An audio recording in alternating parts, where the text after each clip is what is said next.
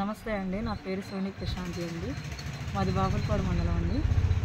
నిన్న నేను శనివారం రోజున లాయర్ అంజీ గారి దగ్గరికి రావడం అనేది జరిగిందండి. నాకు మా ఆయన గారికి కొన్ని అనివార్య కారణాల వల్ల విడిపోవడం అనేది జరిగిందండి. కేసు నిమిత్తంగా నేను అంజీ లాయర్ గారి దగ్గరికి వెళ్ళానండి. వెళ్ళగానే నేను లోపలికి రమ్మన్నారు, వెళ్ళానండి. సార్ నాది కేసు గురించి ఏమైంది సార్, ఏంటి అని చెప్పానని నేను అడిగానండి. అడిగితే ఆయన, అవునమ్మా నీ కేసు గురించి నేను ఎంక్వైరీ తీశాను, మాట్లాడాను, నీ గురించి అంతా కూడా బ్యాడ్ అని చెప్పానని అన్నారు. అందులోనూ నువ్వు ఒంటరిగా ఉంటున్నావు అంట కదా, ఎన్నాళ్ళ మట్టి ఉంటున్నావు ఏంటి అని చెప్పానని నన్ను అడగడం అని అడిగారు సార్ నన్ను. ఇకపోతేనేమో మరి నేను మీకు ఒక నెంబర్ ఇస్తాను, ఒక అడ్రస్ చెప్తాను, అక్కడికి మీరు రావాలి. మీరు వస్తే కనుక ఒక 1 అవర్ నాతో పాటు మీరు స్పెండ్ చేస్తే మీకు ఏ రకంగా కావాలైనా సరే, మీకు మనోవర్తి కానీ లేకపోతే మీ భర్త కానీ ఏ రకంగా న్యాయం చేయాలన్నా కూడా నేను చేస్తానని చెప్పానని ఆయన నాతో మాట్లాడడం జరిగింది సార్. నా చెయ్యి కూడా పట్టుకోబోయారు. కానీ నేను అక్కడ మందలించుకొని ఇది చేసి, ఏంటి సార్ మీరు మాట్లాడేది ఇలాగైనా మీ ఇంట్లో వాళ్ళతో ఎలాగైనా మీరు మాట్లాడతారని చెప్పిన నేను హార్ష్గా మాట్లాడాల్సి వచ్చింది సార్. అలా అనగానే ఇంకా ఆయన ఫోన్ ఏదో వచ్చినట్లుగా యాక్షన్ చేసుకుంటా గబగబా ఆయన బయటకు వచ్చి పారిపోయారు సార్. అక్కడెక్కడ కూడా లేరు, బయట కానీ లోపల కానీ లేరు. అంజీ గారు ఆఫీసులోనే నేను కూర్చొనే ఉన్నాను సార్. ఈలాగా ఒక అతను ట్రాఫిక్ పోలీస్ ఒక అతను వచ్చారు సార్. ఆ ట్రాఫిక్ పోలీస్ గారు ఆయన షర్టు మీద మహేష్ అని చెప్పానని పేరు అయితే ఉంది సార్. ఇంకొకళ్ళిద్దరు ఎవరో కానీ మొత్తానికి వచ్చారు సార్. వాళ్ళ ముగ్గురు కూడా వచ్చి, ఏంటమ్మా నువ్వు ఏంటి, ఎందుకు వచ్చావు, దేని నిమిత్తంగా వచ్చావని చెప్పానని అడిగారు సార్ నన్ను. సార్ ఇది సార్ నాకు జరిగింది, నాకు న్యాయం కోసం అని చెప్పానని ఇలా వచ్చాను సార్ ఫలానా అంజీ సార్ గారి దగ్గరికి. కానీ నన్ను ఇలా మాట్లాడారు సార్, ఈ అవమానపరంగా ఇలా అవమానించారు సార్ అని చెప్పానని నేను చెప్పాను సార్. కానీ వాళ్ళు నన్ను బెదిరించి ఇది చేసి, నువ్వేం చేసుకుంటావో చేసుకో, ఎస్సీ ఎస్టీల కింద మహా అయితే కేసులు పెడతారు, నీ దిక్కున్నట్టు చాటు చెప్పుకో, నీకు అవసరం అయితే నేను ఏమైనా చేసుకో, నువ్వు ఎవరికి చెప్పుకుంటావో చెప్పుకో, ఏం పీక్కుంటారో పీక్కో అని చెప్పానని నాతో మాట్లాడడం అనేది జరిగింది సార్. నేను ఏడ్చుకుంటూ వెళ్ళి అక్కడ గన్నవరం పోలీస్ స్టేషన్లో ఫిర్యాదు చేయడం అనేది జరిగింది సార్. గన్నవరం పోలీసు వాళ్ళు నాకు న్యాయం చేస్తారని నమ్ముతూ మీకు జరగాల్సిన న్యాయాన్ని మేము చేస్తామని చెప్పిన నాకు ఇది చేశారు సార్, భరోసా ఇచ్చారు సార్. అది సార్ జరిగింది.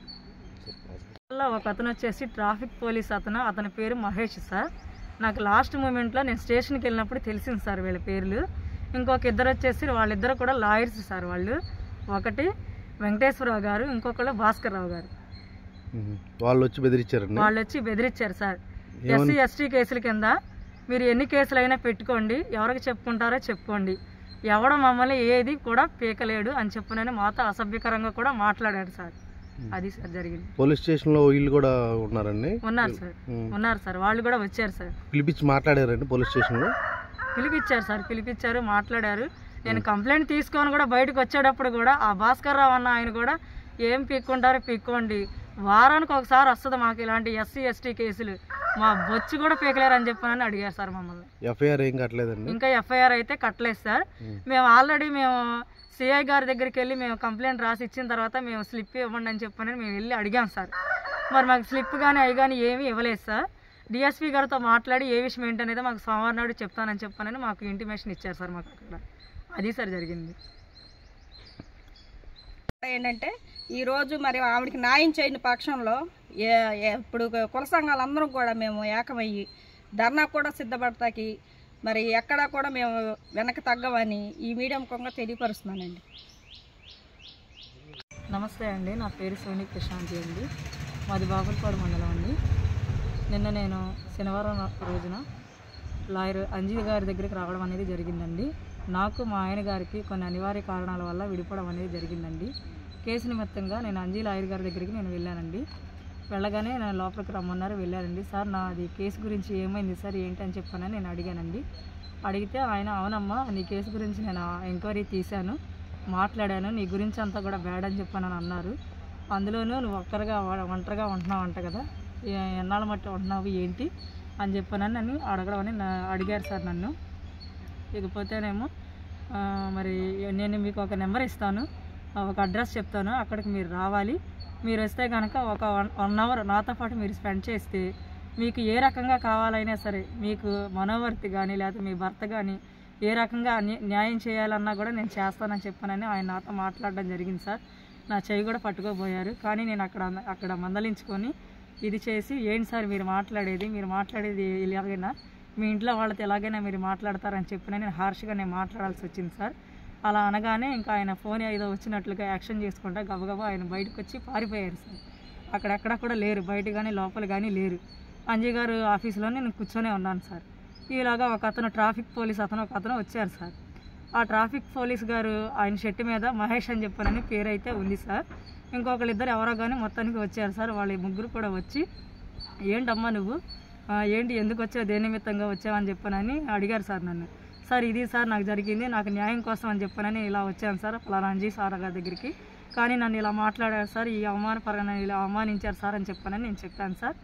కానీ వాళ్ళు నన్ను బెదిరించి ఇది చేసి నువ్వేం చేసుకుంటావో చేసుకో, ఎస్సీ ఎస్టీల కింద మహా అయితే కేసులు పెడతారు, నీ దిక్కున్నట్టు చాటు చెప్పుకో, నీకు అవసరం అయితే నేను ఏమైనా చేసుకో, నువ్వు ఎవరికి చెప్పుకుంటావో చెప్పుకో, ఏం పీక్కుంటారో పీక్కో అని చెప్పనని నాతో మాట్లాడడం అనేది జరిగింది సార్. నేను ఏడ్చుకుంటూ వెళ్ళి అక్కడ గన్నవరం పోలీస్ స్టేషన్లో ఫిర్యాదు చేయడం అనేది జరిగింది సార్.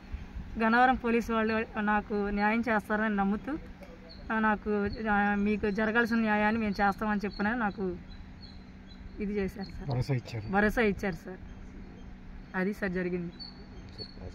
ఒక అతను వచ్చేసి ట్రాఫిక్ పోలీస్ అతని పేరు మహేష్ సార్. నాకు లాస్ట్ మూమెంట్లో నేను స్టేషన్కి వెళ్ళినప్పుడు తెలిసింది సార్ వీళ్ళ పేర్లు.